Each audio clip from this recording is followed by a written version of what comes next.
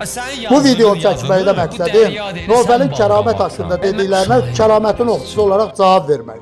Nofəl orada kəraməti dərya hesab eləyənlərə balqabaq deyir. Ya oxucuları, ya onun haqqında o fikirdə olanları nəzərdə tutur. Mən nə Nofəli, nə də ki kəraməti tanımıram. İkisini də sadəcə hamı kimi belə efirdən, mətbuatdan tanıyıram. Mən kəramətin oxucusu olaraq bu videonu çəkirəm və çox istəyərəm ki, bu video Nofələ çatsın və bu sözlərimə diqqətlə qulaq assın. Nofəl, sənin ilk dəfə səhnəyə çıxıb, öz sənətini nümayiş elətdirməyə başladığın gündən bu günə qədər olan bütün yaradıcılığın kəramətin yazdığı iki cümlə qədər nə faydalı deyil bu xalqa, millətə, nə də anlamı və mənası yoxdur. İndi səbəbini izah edeyim.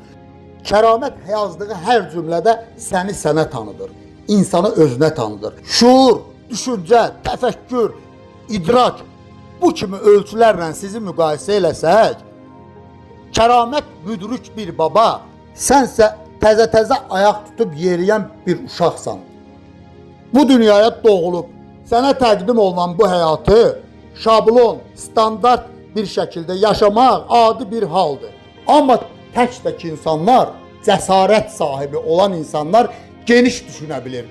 Dünyaya baxır, fərqli coğrafiyalarda, fərqli xalqlar, fərqli dəyərlər və bu dəyərlərin, bu coğrafiyaların fərqliliyin arasında həqiqəti axtarmağa başlayır. Bu dünyada ən asan şey inanmaqdır. Düşünmək, sorğulamaq, axtarmaq, araşdırmaq cəsarət tələb eləyir. Həqiqət axtarışına çıxan hər bir insan isə gec və tez öz məni ilə üzləşir. Öz məni ilə üzləşən hər bir insan isə anlayır ki, əslində əsl savaş onun öz içindədir. Öz iç dünyası ilə, öz mənfiləri ilə, öz bastırdığı məni ilə üzləşən bir insan artıq bu dünyanı həqiqəti ilə, çılpaqlığı ilə görməyə başlayır. Və o anlayır ki, əslində bu dünyada savaş hər kəsin öz içindədir.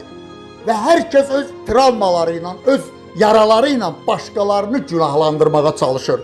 Və baxır ki, insanlar yalanla yaşayır, amma özünü həqiqət kimi təqdim edir. Hər kəs öz şeytanını içində gizlədib, mələk üzünü cəmiyyətə göstərir. Və bunu anlayan insan o maskaların altındakı əsl simanı görür. Bu dünyada ən böyük cəsarət öz mənfiləri ilə üzləşə bilmək, özü-özünə hesabat verə bilməkdir.